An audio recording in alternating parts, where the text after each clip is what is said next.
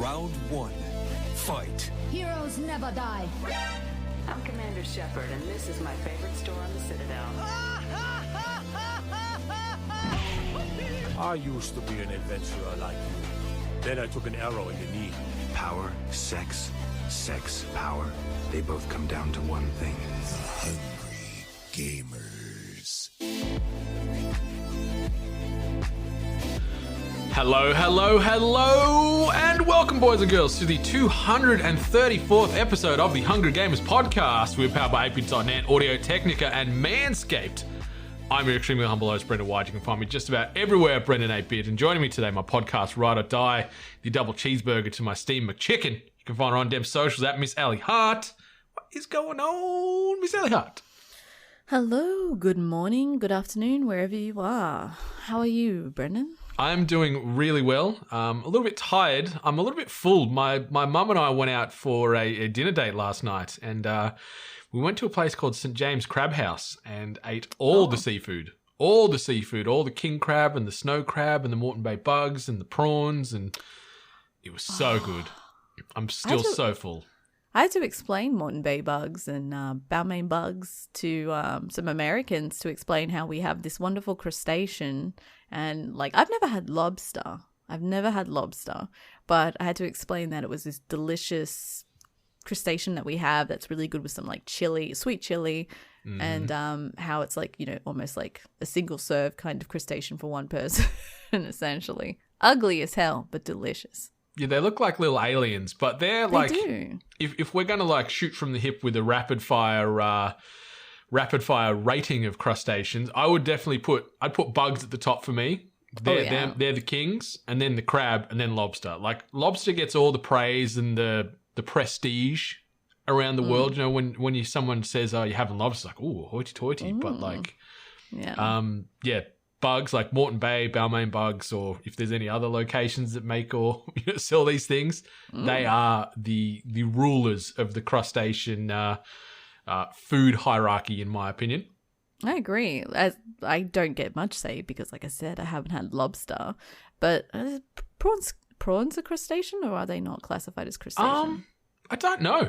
I don't know if it's like the shell. I don't know if the shell is what sort of classes them as a crustacean. So my knowledge of crustacean anatomy is not as good as others. But prawns are also great. To eat it. Yeah. Well, I'm not great with prawns unless they've been cooked in like butter or this very special like teriyaki garlic sauce that my mum used to make when we grilled them on the barbecue. That was the only way I could eat prawns. Yeah, it took me a long while to do sort of like the fresh prawns. Like, I'm a cooked prawn guy all day, but like the fresh prawns where you're de-shelling them and deveining them and then like drowning them in a bit of Thousand Island and they're cool. Like, that sort of took years for me to appreciate, but now I'm all about it. Prawn cocktail. Yeah. But anyway, yeah. St. James Crab House over in Hamilton. Chef's kiss, delicious. Anyway, I haven't really been playing anything new of note, so I don't think there's any point in me deep diving. Been playing a little bit more Apex this week, and that's kind of it. I don't think I've played games much at all this week.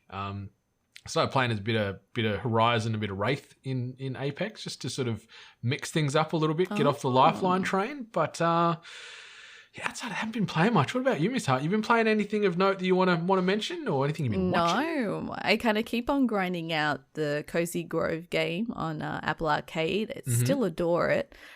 Still a very adorable game, and I'm starting to see more and more mentions on my timeline of people really enjoying that game, which makes me happy. But I have just been sinking probably too much time in No Man's Sky and just grinding out and building, dropping my mark of a base on everyone's planet, no matter where you are. Like, just colonizing the universe. The absolute colonizer. The only thing that's happened recently that I'm kind of disappointed is I got a new creature. And I'm trying, like I've mentioned in previous episodes, I always try to train them to grab resources for me. But I think I've accidentally taught this one to poop on command. That's got its benefit. You do need poo to make certain things. You do, actually. Yeah, so but there's some utility there. Didn't think it was a possibility, but every time I point and command it to do something, it takes a shit. So yeah, it's all right. Could be I wish worse. I had that ability. Yeah. Oh, it's risky. Imagine too, because that's if someone pointed at you, would you just then poo without control? Like imagine that.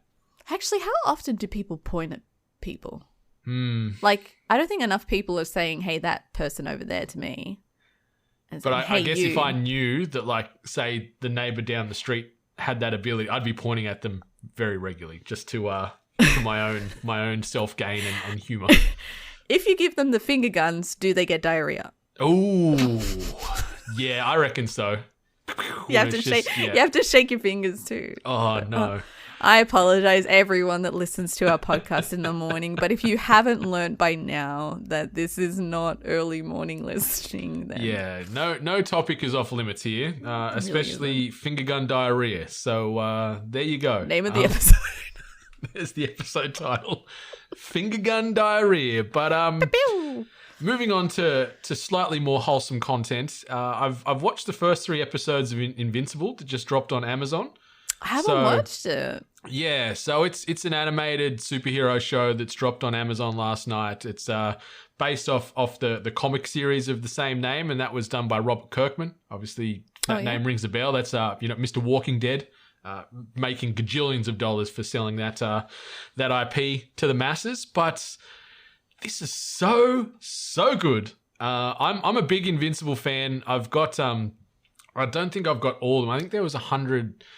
It's over 150, maybe to 180. Like it ran for about 5 years. The sort of the comic did, and I've got just about all of it. But I've bought like the omnibus. I like getting the hardcover omnibuses of comics where they sort of grab a series and chuck it all together in a nice hard case. I think they present really well on a shelf.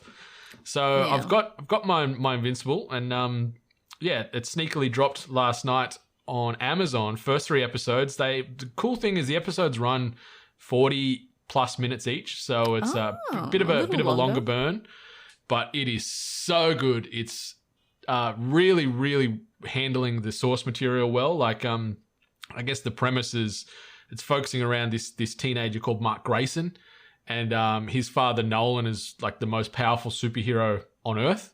And shortly after he turns 17, I guess his powers start to awaken inside him. So it's sort of like this coming of age thing where he's a young adult, but then it's like it's violent. It's got like crude language, sex themes, all this kind of stuff. So it's like if you're looking for something else, direct comparison that's on TV at the moment, similar tones to like The Boys, which is also on Amazon, but obviously that's live action. This is animated. But like I just want to mention like the voice cast here as far as who's in it. So Stephen Yeun from The Walking Dead, Sandra Oh, J.K. Simmons, Gillian Jacobs, Walton Goggins is in it, Jason Mantzoukas is in it, Zachary Quinto, Mark Hamill, Seth Rogen, Zazie Beetz. What the hell? Sort of scrolling down further, Lauren Cohen's in there, Mahershala Ali's in there, Ezra Miller, John Hamm, Digimon Honzu.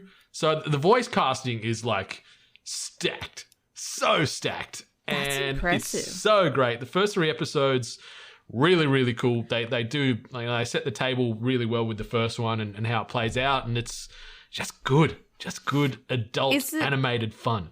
Is it in the same vein as like the Harley Quinn animated series that just recently came out? Like gory, crude, violent, funny. It's not as moment to moment funny as Harley Quinn, but yeah, similar tones. Like it's okay. Yeah, is this Jason Mantzoukas is in it, and usually he's always in the go comedy. I love Jason Mantzoukas. He's so good. He plays Rex Sloan / Rexplode as his superhero name, and yeah, he's a scene stealer in anything he does. He's a wild card, and but it's really good, really good. So anyone that doesn't have Amazon Prime, get on it because there's so much good content on there for one. But anyone that does, get on these 3 episodes. The next episode drops on April the 2nd, so that's sort of next Friday again. And it's sadly it's only an 8-episode first season, but you know what?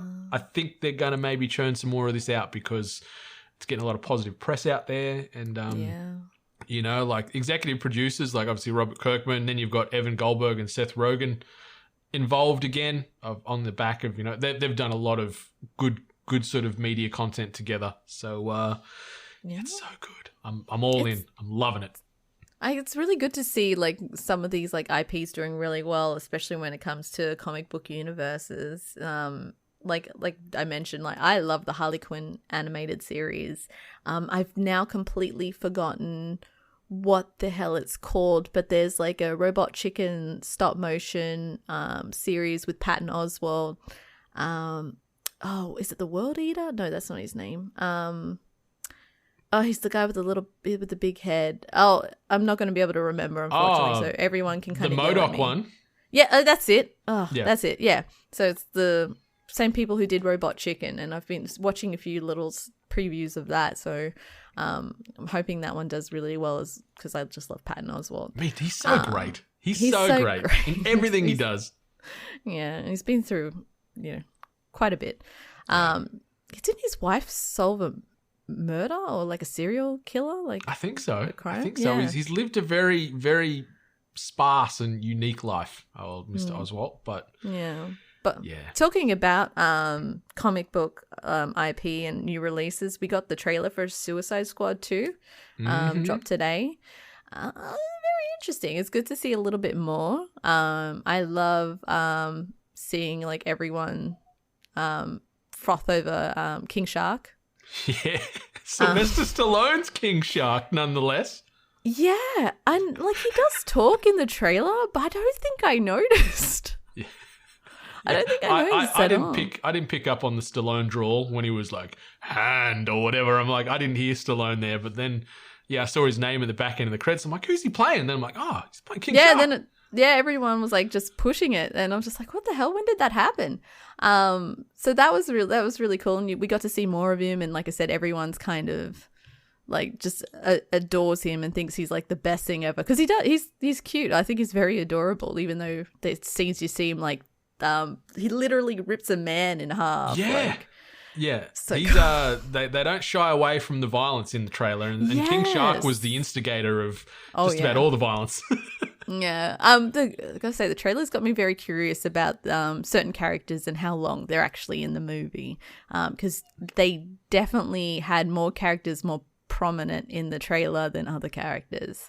So yeah, like what is there? There's it's a cast of 20 plus in the Suicide Squad, and I'd say half of them will get mowed down very early in the piece, I'd imagine. Yeah, there's definitely some characters there. I honestly thought John Cena was going to be a throwaway character, but now they've kind of set because he's getting his own show, right? Didn't they announce that? Yeah, Peacemaker's getting his own. Yeah, so I was wrong about that. But like Nathan Fillion's character, Pete Davidson has a character. Yeah, I don't understand Pete. I don't understand the love that he gets, and I don't know. I don't understand like the intrigue or whatever that people are appealed to by this fellow. I don't get it. I do not get it at all. I don't understand it either. And the only reason why he became a prominent name in my catalog was because he started dating Ariana Grande, and I was just like, oh, that's a bit okay. All right. But yeah, either way, the trailer still has me pretty excited. I wouldn't say I'm necessarily hyped, which is usually a dirty word now in our industry and in our scene, or the pop culture scene. But I'm like, as a person who still is okay with the first Suicide Squad movie, this one, I can't wait to see it. I'm really excited for it. So yeah, I think it's going to be better than the first one. Tonally, it's going to be very different, I think. And like from a violence perspective alone, I think like the first Suicide Squad had a lot of rapid fire dialogue and a lot of jokes and stuff, but I think they're going to play off that a little bit more here, but also then just have a lot of head explosions and stuff as well. So one of my favorite comments on like one of the posts for this trailer was, "Oh, okay, rip off Guardians of the Galaxy," and someone goes, "Do you know who's directing this, you dumbass?" Oh, Mr. Gunn, Mr. Guardians himself. So fingers crossed for this one. But you know what? If it's a more violent Guardians of the Galaxy, yeah, okay, cool. I'm not happy. Like I'm not upset with that. Like I'd be down for that. And even just sort of seeing like Rick Flag have a bit more personality in this? Like Yes, in the first actually, Suicide Squad, he was white paint, this dude. He was so boring. Yeah, he was a brick wall. Yeah. No, that's actually a very good point. I did actually find myself being more intrigued about his character, just wearing this bright yellow t-shirt for some reason. But we also got to see, like, you know, glimpses on who the villains could be and little elements that you could probably piece together to see where this movie's going. So, yeah, should be good. I look forward to its August release. Yeah, back end of this year. And yeah, obviously my boy Idris Elba's in there doing his thing as Bloodsport. I can't wait. I love him. Like I've said it on many of these podcast episodes over the years. I'd watch him do anything. I love him so much. So I like that he's in there because he's just a presence on screen in anything he's in. Yeah. And just that accent, and then he's just, you know, taking the piss out of John Cena a few times, and there's some good back and forth just in the trailer. Yeah. So yeah, I can't wait. I can't wait for this. Yeah. Fingers crossed. I can only hope. Yeah, it's going to be interesting to see if they do stick the landing, but I think it's going to be a pretty crazy old tone, this movie, but you know, that's not a bad thing, and it's got some of our favorite actors and actresses in it, representing some pretty cool characters. So yeah, I'm keen for this later the year. But yeah, anything else of note that's been happening this week, or should we start moving through the usual run sheet here at THG? I apologize, everyone. I didn't see Justice League yet, so let's continue. we're gonna do a spoiler cast on Justice League, but we can't give you a firm date as to when that's going to come out because I have to dedicate 4 hours of my life to that. Yeah, that's your Stabler time. That's when I watch SVU. Yeah, so we will have it. We will have a Justice League or Zack Snyder's Justice League spoiler cast out somewhere. Let's say somewhere in the next month. You think that's a fair timeline? I'll say that's fair, but then I'll probably shoot myself in the foot with that one. But yeah, that's fair. That's fair. Somewhere between now and the end of April. I started watching Superstore, so you know now that's got to fit in between Superstore and SVU. That's true. If you're worried about fitting things in, I guess something you could acquire that is small in stature but high in swag and relevance. That's the 8-Bit Founders Coin. You can get one of those over at kofi.com/we are8bit for low price of $20 AUD, or about maybe 15 or so USD. Get you one of these one-off, very exclusive, very limited edition 8-Bit Founders Coins, and that'll get delivered to you anywhere on planet Earth for that singular price. And yeah, once they're sold out, they're sold out. They're never going to be repressed. So you're going to be part of a very exclusive club getting one of these Founders Coins, or the 8-Bit coins, as we're also calling them, as we try and mint our own form of currency to combat Bitcoin and everything else. So check that out. You want to get immortalized as a Star Wars character or Star Wars themed character. Our family portrait is ongoing for 2021 as well. That's $50 AUD, gets you your own customized avatar as a Star Wars character of your choosing, as well as the overall family portrait.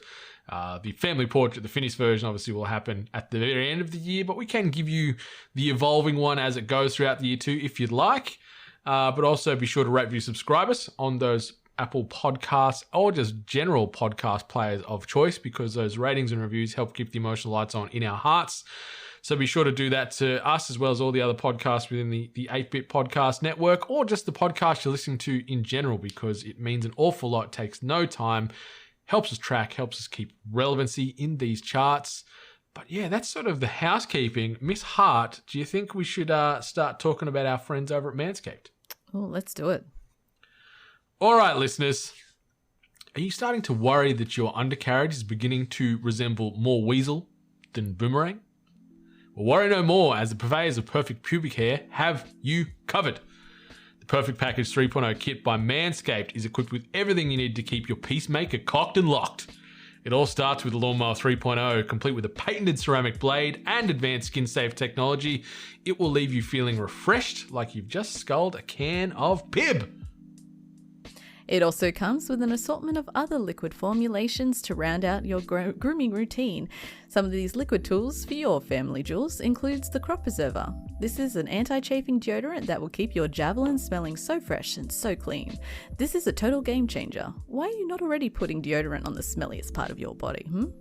Next up is the Crop Reviver, a spray-on ball toner that will keep you protected like blackguard. The perfect package also comes with a nifty travel bag to carry your Starro, disposable shaving mats, and a set of the comfiest anti-chafing boxes you have ever worn. This is the perfect package for your perfect package. And listeners, we've got a very special deal/discount for you all today. You can get 20% off and free shipping with the code 8bit at manscaped.com. That's 20% off with free shipping at manscaped.com using the code ATEBIT. Remember, people, nobody wants a messy, explosive injection. No one. No one. This week's news headlines. And the first headline, Xbox Live is dead! But not really. And in its place is the Xbox Network. Microsoft has explained this week that the recent branding change for its underlying online infrastructure is more to do with phrasing. It's more descriptive, as they want to say. None of the systems and subscriptions or anything else in the back end is changing, just branding only. So Xbox Live has become the Xbox Network. A little throwaway one there, because Xbox Live has been, I think, since 2002, if I remember right. That Feels name has been in circulation. Yeah, it feels like it's just ingrained with the Xbox. Yeah, but But now it's we're gonna part be- of the broader Xbox Network. I mean, everyone knows that we are pretty accustomed to saying Game Pass, but it's going to be hard to stop ourselves from saying Xbox Live, Yeah. I think. Yep. Just because it's Yeah, what we've so, known. All hail Xbox Network. Miss Hart, next little bit of news here. Do you have a spare $10 billion by chance? I do, actually. Well, it just so happens you could use that to acquire a company. And this company in question is one that Microsoft is also potentially having a crack at. And we're talking about none other than Discord. So a pair of new reports have surfaced this past week. Both VentureBeat and Bloomberg reported earlier this week on buyout discussions with Discord, with any sale expected to be worth $10 billion US. That's more than the ZeniMax acquisition, which is insane to think about. Alternatively, Discord may ultimately decide to go public, Bloomberg's report suggested. Its sources claimed no deal was, in quotes, imminent. Discord continues to grow in popularity but is yet to return an annual profit. The desktop app and web-based chat platform is enormously popular amongst video game fans but is free to use, with limited extra features available to those who purchase a $10 a month Nitro subscription. Microsoft's interest in Discord comes as little surprise and is reminiscent of the company's $8.5 billion purchase of Skype back in 2011. While Skype has become ubiquitous with online phone calls, Discord has grown its service to become a hobby-orientated chat hub, and Microsoft has shown its keenness to splash cash in the world of video games. So, holy moly. They're throwing some cash around, allegedly. Just like throwing cash just this way. We're going to buy this studio. We're going to buy this. We're going to buy fucking Discord. Man, Microsoft is just let's say they're investing, because that's what this is, all they're doing is just investing for the future. Yeah. Owning Discord or buying Discord I think is pretty big. I think so too. That's a big one. It is the chat hub for gamers and as that article said, hobbyists. It's great. Like, you can make a Discord about anything. You know, you can have your not only your text chat, your voice chat, your video chat on there. There's all those custom plugins. Yeah, you can stream. So it's smart. It's smart because I don't know the total number of live users for Discord, but Microsoft buys this, they chuck one sneaky ad up in the top right-hand corner about, Game Pass or Xbox Network. It might only be 1% or 2% conversion clicking on that, but, there's money coming in through this ad revenue.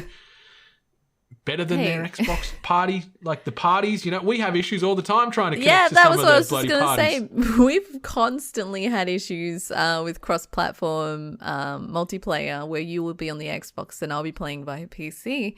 And we have a lot of issues with just the party chat just not working. Like, it recognizes that we're both in there, but for whatever reason, either of our audio or microphone is just not being picked up. And just the level of frustrating is massive. So if they get Discord, then they go, cool. Ooh, taken yeah. care of. Like, well, they do, like, it's funny because they do have a integration in air quotes between Discord and Microsoft or Xbox, but all that is in essence is showing if you're playing a game. Like, you know how it's got your live friend tracker down the side of what they're up to. Yeah, So, tattletale. but if we could make a party chat on like through Discord for gaming, like through with embedded into the Xbox ecosystem, then sign me up. But 10 billion, I should say, not 10 million, $10 billion. That is a huge chunk of change. That's pretty big for Discord. Like, Discord, well, oh no, it's been around for a while now. It still feels pretty fresh to me, though, like, considering when I heard about it and then all of a sudden it just became, especially as a PC user, as just the audio chat of choice. Because between that, then everyone would kind of have to do in-game audio, and that was always messed up depending on people's, you know, input devices, whether a bigger headset or a microphone standalone. So as soon as Discord got brought on, it just made things a million times easier when it came to trying to get a few voices into a game. So yeah, like they've done well. Like the people behind Discord have done really well, and it sounds like they're going to be making a big bucket of money in the near future, whether they go public or they get bought out. Like, you know, we talk about it all the time. If I was the Discord owners and Microsoft said, "Hey, here's 10 billion," I'd be like, "Where do I sign, brother? I'm out of here. I'm going to buy an island somewhere. See ya." boy, see ya. Yeah. All right. And after you're done buying islands, maybe buy a movie ticket for, you know, maybe a couple of years down the road, because The Ghost is walking onto the big screen. PlayStation 4 exclusive Ghost of Tsushima is being turned into a movie with John Wick director Chad Stahelski. I'd say Stahelski. Chad Stahelski on board as director. The film will follow the story of game protagonist Jin Sakai. We're excited to be partnering with Chad and 8711 Entertainment to bring their vision of Jin's story to the big screen, PlayStation Productions boss Asad Quizilibash said. We love working with creative partners like Chad, who have a passion for our games, ensuring we can create rich adaptations that will excite our fans and new audiences, end quote. PlayStation Productions also behind the upcoming Tom Holland-fronted Uncharted film, now coming to cinemas in 2022, and HBO's The Last of Us TV series. Sony has said it has big plans to expand more of its video game franchises in the future. The Ghost of Tsushima, that Ghost of Tsushima has been picked for a film adaptation should come as no surprise. It's the PS4's fastest selling original first-party game. It recently surpassed the 6.5 million sales mark as well. There's no word on when exactly the big screen version of the game will debut, or who might play its title role. Stahelski is due to start filming John Wick 4 before getting back to the Ghost of Tsushima. So it's a little bit down the line. Maybe we're talking 5 years down the line we might see this, but hell yeah, I'd watch the absolute bejesus out of this. Yeah, there's like a lot of people that have kind of been coming forward, because obviously as video games have continued to flourish and more money and more time has been invested into video games, especially with character likeness and maybe even character likeness to voice actor, people are saying that Daisuke, who plays Jin, should just default get the role because he clearly 100%. Is an actor. He actually tweeted, because someone did mention this, he said, if I get to play Jin in the live action Ghost, let it be known that I fully agree to doing butt nudity. So he's all for his hot springs. Yeah. So I think that's a very good point, because technically he's an actor. He is the character of Jin, so why not? Otherwise, like, I unfortunately haven't played this game. I really should. I really should. You really should. It's a special game. I really should. It looks beautiful. Like, every time I've seen someone play this game, I've just been in awe of just the environment alone. So I actually can't wait to see this on the big screen, because if they have to highlight the environment, because it was definitely one of the key features in the game. So just seeing that on the big screen would just be beautiful. I just hope there's like just scenes just focusing on that, like no characters, no story, just some beautiful like scapes of like snowy mountains, or just coastal landscapes. So but this is good. This is very quick. Do we think it's quick? Quick for a game to movie adaptation? Maybe not. I guess based off the the confirmed hunger for this game. The fact they've moved 6.5 million units, it shows that people are keen for it. And PlayStation Productions have been talking about trying to really come out hard with a lot of announcements and a lot of potential films or TV shows in the pipe. And I guess this has shown that they're putting their money where their mouth is. So I'm keen. Like, I love watching sort of samurai types of films and things like that. They're so, as you said, like, it could be just a visual feast, like with just some of the set pieces and the environments, and then the combat and the traditions and the respect that it's all given and conveyed in. Like, I think the last great sort of samurai film that I can recall, funnily enough, might be The Last Samurai with Tom Cruise in it, which I was going to say that one is a fantastic joke. film. Is it? Yeah. I never really saw good. it. I just always thought it was funny that it was like The Last Samurai and then it's Tom Cruise. Yeah, it's really good, and like it's based off sort of a true story. It's worth a watch. Like, it's really, really well done. Like, what was it? 47 Ronin wasn't bad, and a couple others here and there. But I think this could be done really well, really well. Yeah, Nice like period piece drama with some cool fighting set pieces as well. Well, definitely. We're going to see, obviously, a lot of stylized action scenes, because you would imagine that the director that did John Wick, which is just known for their intense stylistic action fighting scenes, that we're definitely going to see it with this film. I just hope it translates with story, with characters. I've always stood by the fact that I've forgotten his name. Samurai. Dasuke? Or No. Jin Sakai? No, the guy that did Keanu Reeves. That guy. Oh, yep. Just a little actor known as Keanu Reeves. He's not a great actor, but he's a great like vessel for a story.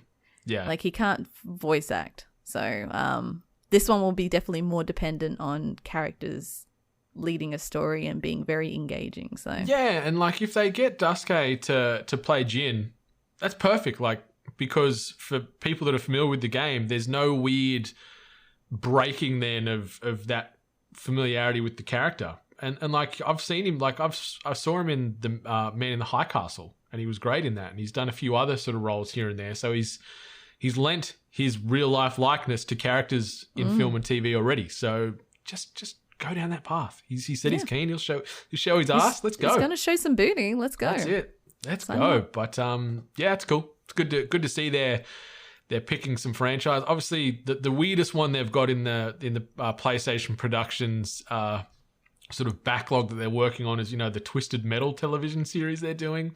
I still don't know how in the Christ that's going to translate, but I'm all I for think it I still. remember hearing murmurs of that one. Imagine a God of War movie franchise. Oh my god.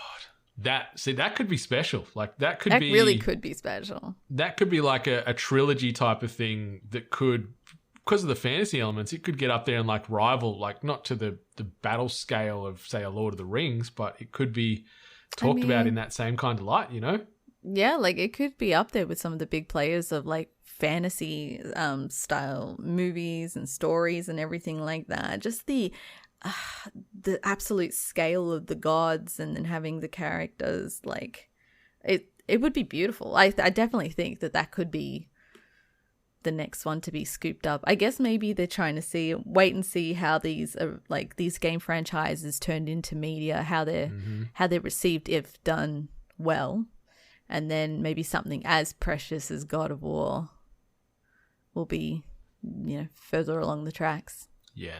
I'd say they're probably pitching scripts and things like that around there, and yeah, they've combed that entire PlayStation back catalog. Like, where's a story here we can tell? What's worth talking about? And yeah, they've probably got a lot of them on the short list there. But yeah, do you think we'll ever see a Death Stranding movie?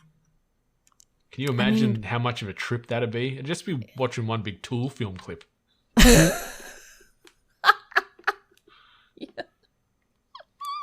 Yeah, that's a very good point.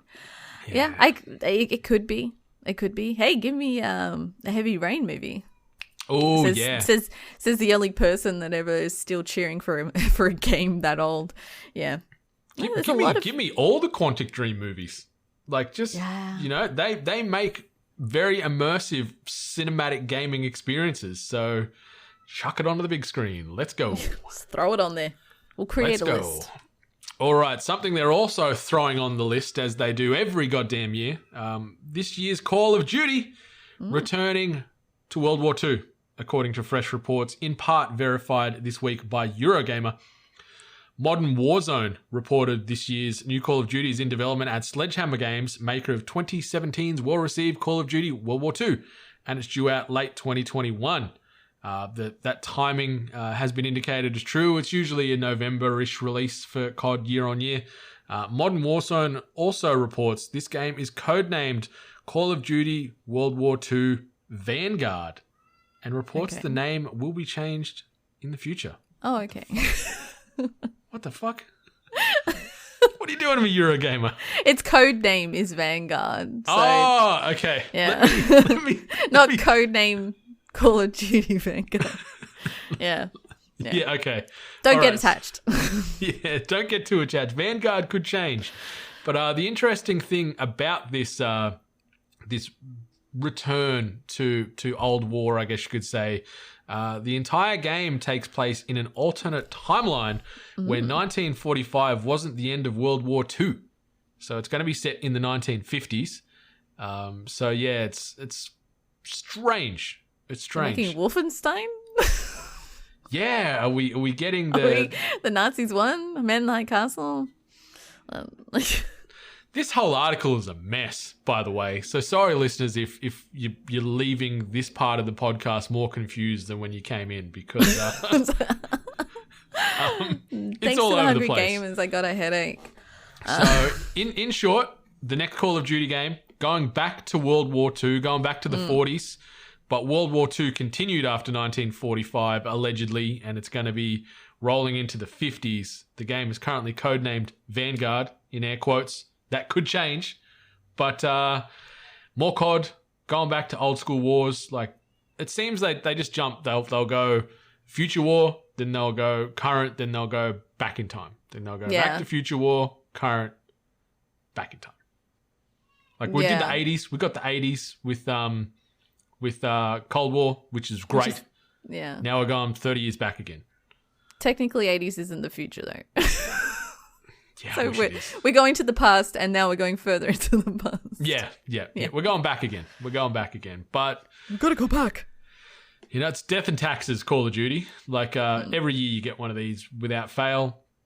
There's no confirmation if this is then going to weave into the Warzone aspect of this game now, where we're going to get dated weaponry mixing in with modern day guns and stuff like that, or if they're going to sort of refresh it and roll it all the way back. But I think they're going to have to go one way or the other, because you're not going to be able to have a balanced experience, I think, where you're running guns from the 40s and the 50s with guns from, the 2000s.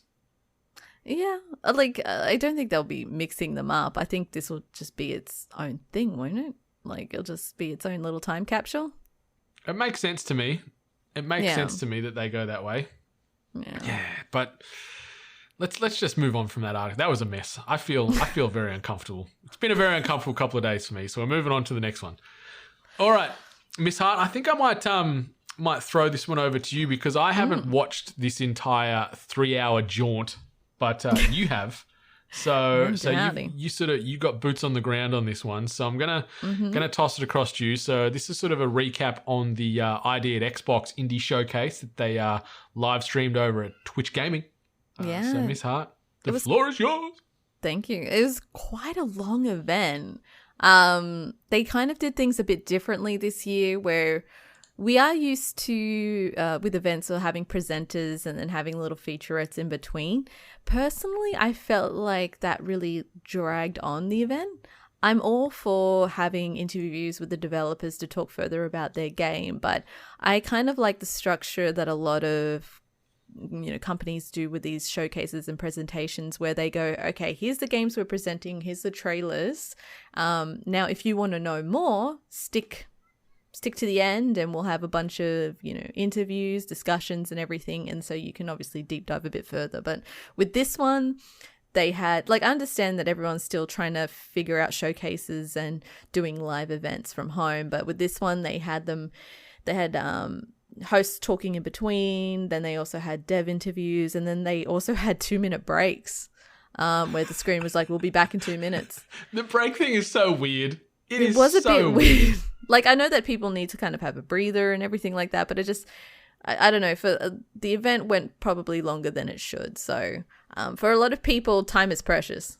Did they, like, obviously it was broadcast on Twitch, but did they have sort of like live interactions with like the chat or something? Yes, they did. There was like, I don't know how they would do this, because obviously someone there has to select what is allowed to reach the stream.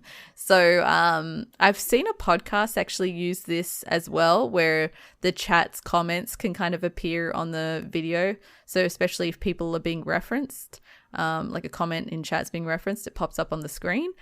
I thought it was great, because then as a viewer, if you don't have the chat live, you don't have it there running, you can still kind of get an overall experience of maybe what people were feeling.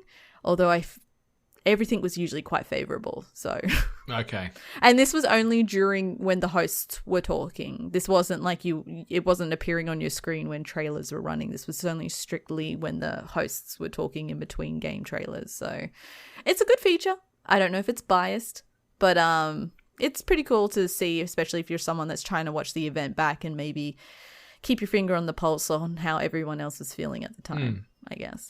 Yeah, maybe people bringing out points that maybe you wouldn't have considered. So it's just the runtime is the biggest surprise to me. Like, I feel it's in this day and age, all these sort of digital events and showcases that are getting popped out every other month now, you'd say, like, they feel like they're running on tighter and tighter timelines. Like, they're compressing more and more into 90 minutes, 60 minutes, 45 minutes, whatever it is, where Xbox with this one just went, you know what, we're going the opposite. We're going 3 hours, baby. This is the Schneider cut of game showcases. And the 2-minute ad break thing is so strange to me. Like, it wasn't even an ad break. Yeah. Well, full disclosure, I was actually watching the YouTube IGN play of it, the play of it, because I watch on the Apple TV, and the Twitch app on the Apple TV isn't great. Yeah, can confirm. Yeah, so I was watching YouTube and I was watching IGN's coverage of it. So the 2-minute break on YouTube was just a screen. So maybe Twitch is now known for running ads a lot. So maybe that was actual ad time on Twitch. But I mean, if it was a restream from a Twitch channel, so I'm assuming it must have just been a blank screen with a 2-minute timer clocking, ticking down. So outside of the runtime and the weird 2-minute lapses, what did you take away from it? What's some of the games that you thought were cool that they showcased, or anything you wanted to start having a powwow about? Yeah, the one studio that I was really excited to see when they got mentioned that they were going to have a game announced in the showcase was Drinkbox Studios, who did Guacamelee, which is one of my favorite platformers. Unfortunately, they're doing like a roguelike action RPG kind of game called Nobody Saves the World. It looks cute. It looks funny. Like, it looks really funny. Player can transform into like your classic like ranger, but then they can also transform into a rat and a horse. I think I also saw the character transform into a bodybuilder. It's just a range of weird, quirky characters, and each one comes with a unique ability to obviously defeat a stage or level based on their ability that's connected to it. It's unfortunately this kind of game isn't my kind of thing. It's definitely not one that's high on my radar. It looks great. It looks funny. But I'm just a tiny little bit disappointed, because I was probably excited for something very similar to Guacamelee, but I shouldn't expect it. But this game, Nobody Saves the World, will arrive on PC and console in 2021. Nice. So it's just going to be like a range of like dungeons for you to defeat with all these like different characters. So I look quirky, but I'm with you. Like, it didn't seem to hit the same sort of notes with Guacamelee. Which is a great little couple of games that they've got now in that stable. Yeah. But oh well, like, as a studio, you should always venture out and get out of your comfort zone. So, good for Drinkbox Studio for doing that. So, really can't win them all. Another game that got mentioned was Soup Pot. It was like a cooking game. It has 100 different dishes, and this seems to be like a lot of similarities based on actual like recipes. Like, it looks like it's staying pretty true to a lot of traditional recipes on how things are made. The style of the game as well, like, I know a lot of people probably see a cooking game and they're probably grown over it, but this one kind of had a unique style to it, which had my attention. So that one's on my radar purely because it's a cooking simulation game. So I definitely recommend looking at it if you understand what I mean when I says it has a unique style. It will be released on console and PC August 2021. So nice. Keep an eye out for that one. There was another one called Death's Door. It was actually a really sweet game where it starts off with this animation of a crow kind of with a sword and going through this crow universe. It does look like it's another kind of like platform roguelike kind of action game. Unfortunately, like I don't want to say that most indies kind of fall down this path when you usually see that an indie title's kind of announced, but there's a lot of those top down hack and slash that sort kind of of isometric games. Yeah, it's I don't want to say it's a crutch that developers lean on, but it's certainly a genre and then a camera angle that is universally utilized more often than it should be, without trying to sound like too much of an asshole. Yeah. But I think then when like suggesting that like mildly that this is a pretty easy crutch to kind of like work on when it comes to developing a game, it's very important obviously to have your own angle that stands out. And Death's Door actually had a really beautiful style to it. Like, you play as a crow and you're going against creatures to take their souls, and your crow in particular is fighting against like really twisted kind of creatures. So that game is going to be coming out onto consoles in 2021 as well, so keep an eye out for that. Just going to go through some other ones that kind of got presented, which was Moonglow Bay. Hell yeah. Fish and sim. Yeah. It's weird. Like, it says it's a fishing sim, but the trailer just shows you a lot of narrative. Yeah. Like, a lot of story. So unfortunately, everyone knows how I am with that. It felt like the vibe I got from this was almost like Golf Story, but replace golf with fishing. Like Golf Story is an RPG with golf elements, and that's what this is. But fishing in the 1980s in Canada. So I'm down. I'm gonna play as this fisherman and try and catch over 100 aquatic species. Yeah, it looks sweet. Like, it looks very like stylized. It looked very sweet. So I could see that, but for me personally, that one won't be on my radar. We got to see a little bit more of 12 Minutes, and they're promising that the game will be released in 2021. I've been waiting for this game for 3 years. Yeah, it's been on your radar. I remember when it first got announced, you were all in from the jump. It's so good. Like the idea and concept, and I even like the style of just being like top down of this scene where you're in a time loop and you've got to figure out how to the best, like, learn from your experience to see if you can complete this story of this character who seems to get almost like harassed or attacked by either a hitman or some kind of assassin of some variety. But either way, it had my attention, and now it's got William Dafoe attached to it. Daisy Ridley's in it, and is it James McAvoy? Yeah, Mr. Professor X as well. Yeah, it's as being a little indie game that I was like, that looks really cool 3 years ago, to having those names attached to it now is just impressive. But they are saying it should be released by the end of this year, so I've got my fingers crossed. Oddly enough, Among Us announced a new airship map, which was an interesting choice to make a trailer, and they also had an interview about that one as well. So another mention is Astria Ascending.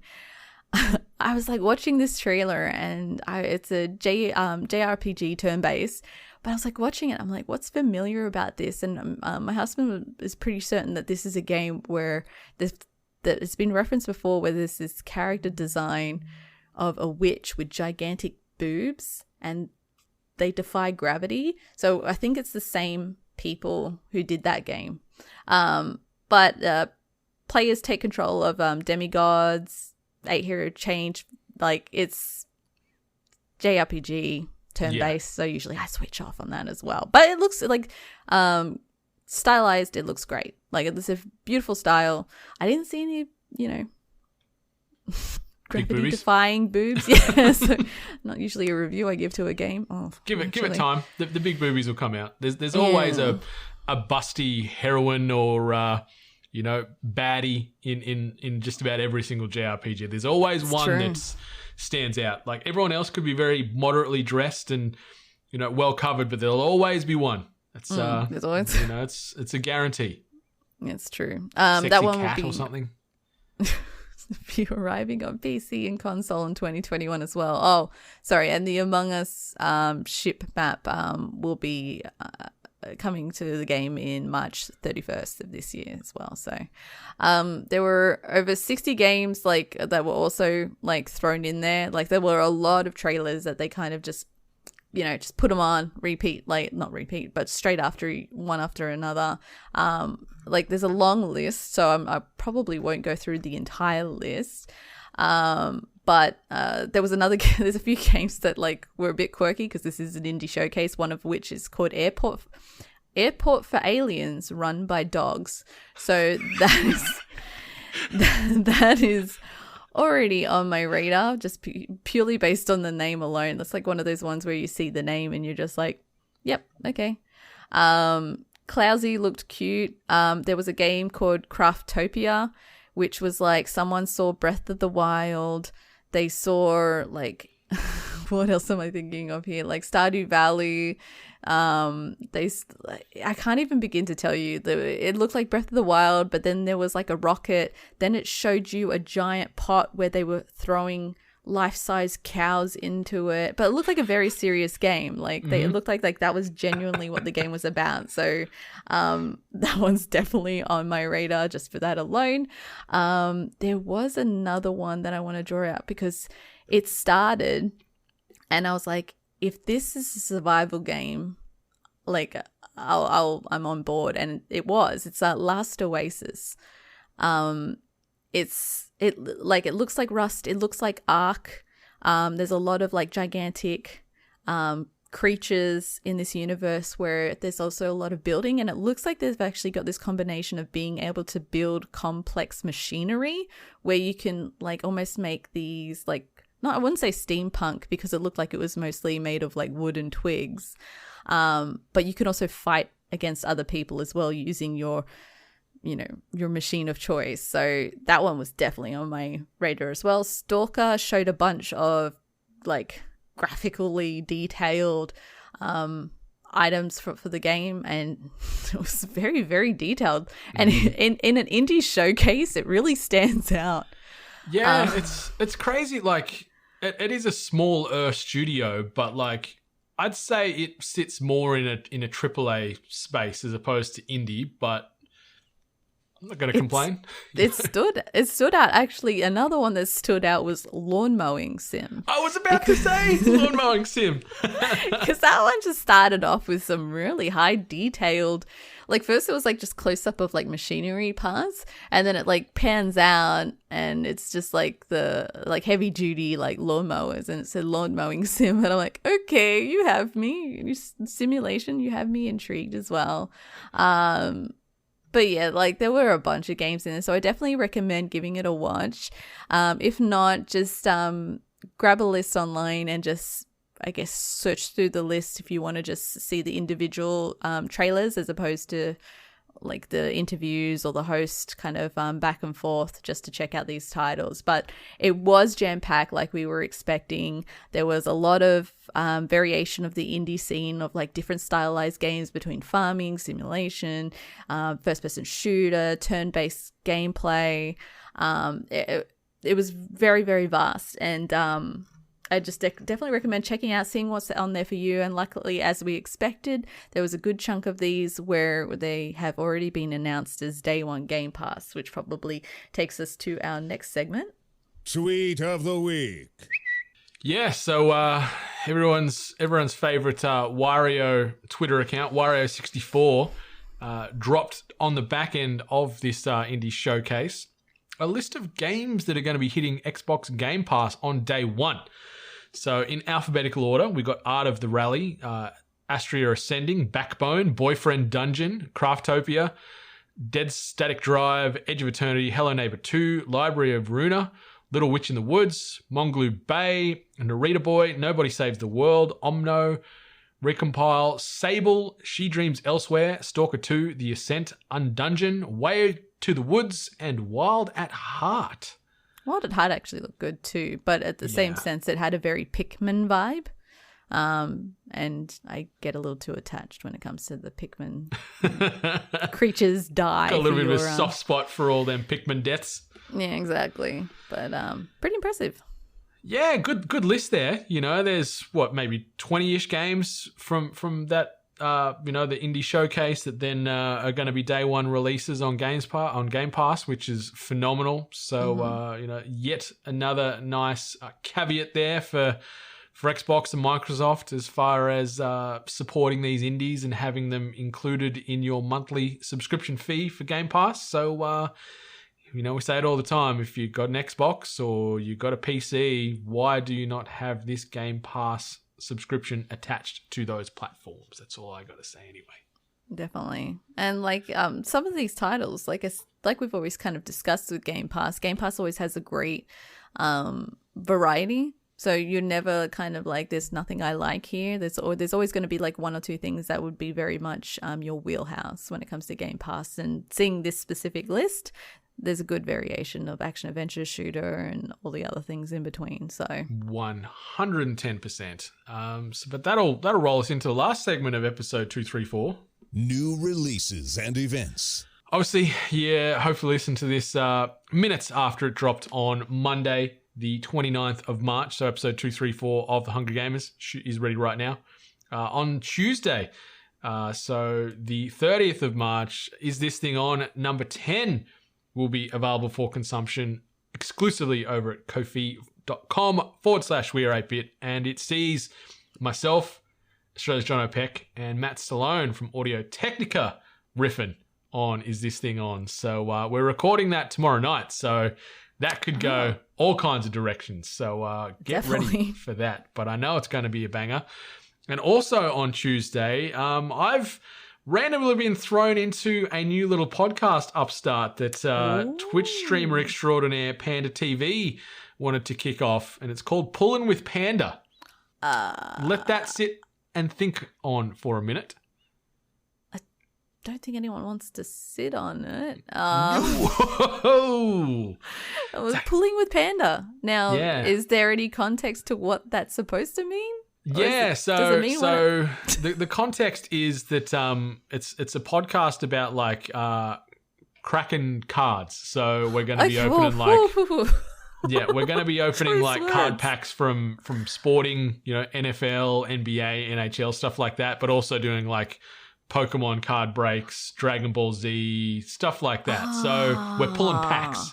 There we go. Now that makes a lot more sense. So obviously when creating this podcast, Panda was being a little tongue-in-cheek, and he knew that like pulling with Panda was going to be a little bit of an eyebrow raise and maybe get those curiosity clicks. Yeah, there's no OnlyFans offshoot on this yet. But if the demand's there, who knows? Maybe we'll start a Pulling with Panda OnlyFans and be cracking packs there too in a whole host of ways. But that first episode is going to be dropping this Tuesday. I'll be live streamed over at twitch.tv/Panda TV, and then potentially available on YouTube and stuff like that down the line too. Wednesday, we'll see the next episode of Comedy Rewind dropping, and that is with the 3 aforementioned people before for Is This Thing On? Number 10. So Matt Stallone, Jono, and myself are doing School of Rock for Comedy Rewind this week. Thursday, I don't think there's anything really of note coming out, but Friday, doubling back to Game Pass again, Outriders drops on console and PC, but only on Game Pass for console at the moment. So I'm looking forward to be playing a little bit of Outriders and seeing what this finished version of the game's like. You keen? You getting on Game Pass? You going to roll with me? I guess. Like, I was always on the fence about it, but it's on Game Pass, so, like, this is more of a time thing where it's like I sit there and I kind of evaluate, like, could I play the same game over again that I really enjoy, or do I go and dip my toe back to where it was? Plus, I played it on PC, and I remember that they said that your game was, your progress would carry. But I played it on PC too. So we're starting for it. Like, we only got to level 6, so it won't take us long to get past there. I know, but the start was so slow. It might be a bit better in the full version. I don't know. Maybe not. They better Maybe give us the the skip option. Hopefully they give us the skip option. Skip story. Probably not. Probably not if we're starting on a new platform. Why would you not? Maybe just do the whole hold the button thing. Like, I understand people accidentally skipping a story scene. Oh, the but cutscenes. I thought you meant like skip the whole introduction, like in the playing bit too. I'm like, I don't think they'll let you do that. I mean, I would want to do that as well, but yeah, no, I just mean like story. Yeah, I'm with you. But yeah, dropping this week. Obviously, you can pay full price on a platform, but if you got that Game Pass, download it day one, get amongst that, and then this Friday evening as well. Falcon and Winter Soldier episode number 3 drops. I'm really liking it. I watched all 3 episodes of Invincible back to back, and then I watched Falcon and Winter Soldier last night before bed, and it's great. The dynamic between Falcon and Winter Soldier is really good. I love these two guys on screen, and it's I can't wait. I'm digging it. I'm a little stickler. I haven't seen episode 2 yet, so I'm still kind of like behind. But these are purely impressions from the very first episode. I like Falcon. He seems pretty cool. I don't appreciate that he stole a chip, took one bite, and threw it into the water. Who the hell does that? That's psycho attitude. However, it's Winter Soldier and his weird kind of quirkiness that he's kind of developed, this weird kind of like, oh, I'm a little bit wacky now, like I murdered people and I don't kill anybody anymore. What's step 3 or whatever it is? Yeah, it's just a bit weird for me, like that he has this new kind of little mantra almost. Yeah, I don't know. It's something that's throwing me off about it, where it's just like, you don't just change like that, like. The second episode was a lot better than the first, I thought. I really, really enjoyed the episode last night and where they're going with it. And, yeah. So hopefully you enjoy episode number 2, which is out now. It's in Disney Plus. But yeah, number 3, which would then get us to the halfway point, I believe, of the season, because it's only a 6-episode banger. Oh, it's only 6. I thought it was 8. Oh my God. Only 6. So we're going to be at the halfway point next week. And then we've got 3 more weeks of that, and then I think 2 weeks of downtime, and then Loki drops on Disney Plus. And you saw they confirmed Black Widow is going to be released or available via Disney Plus on day 1 as well, via the paid home rental. Or if you're in a place that you can safely go to the cinemas, you'll still be able to watch it in the cinemas too, which I'm going to do. But Miss Hart, that brings us to the end of THG 234. Anything else you want to say or add before we maybe close this sucker down for another week? Yeah, just to mention that the BAFTA Games Awards that kind of also happened just within the week, much of the same. A lot of titles that we're already pretty familiar with being in the award scene. Notes to Ghost of Tsushima, Hercules, Hades. Bring back a Hercules game. But Hades, as well as Last of Us, as well. So check them out, see which of your favorite games won awards. It's always nice to see a few different perspectives, maybe seeing the game that you wanted to win for one award in another award show win something for this show. But yeah, just check it out. It's the BAFTA Games Awards, so it's a BAFTA Games. Definitely. And on the award discussion, fingers crossed that Trigger Witch picks up some of the awards. They've been nominated for an absolute bucket load of them from some various bodies in New Zealand from the creative arts space. So hopefully Jared and Jono have some success there and pick up a couple of gongs. I think they've been nominated for maybe 4 awards, if I remember right. So fingers crossed that Rainbite and everyone involved with Trigger Witch can bring home the bickies. Yeah, definitely check the game out. And very, very proud of our Jono, Australia's Jono Peck. Mm-hmm. And and the team working on the game. It's been really cool seeing its start and seeing it from humble beginnings and seeing it grow. Very excited to play it. Either way, check out Trigger Witch. It's coming out in the next 3 to 6 months. It's coming out in 2021. They haven't got a concrete date yet, but I think it's going to be Q2. So get hyped for that. But yeah, this is the end of THG 234. Miss Hart, it's been a pleasure as always. Anything you want to say before we shut her down? Yeah, roller coaster of emotions. All right, AP Nation, thanks for tuning in as you do each and every week. But until next time, much love. And stay hungry.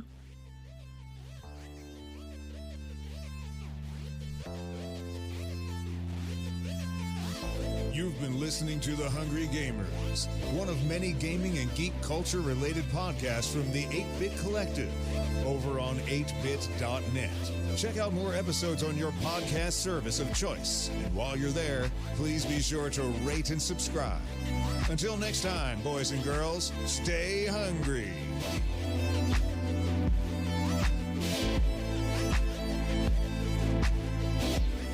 If you think King Kong's going to beat Godzilla, No way! Godzilla is a radioactive friggin' dragon lizard thing. I reckon they're going to team up. They're going to fight Mechagodzilla and they're going to be bros. Yep.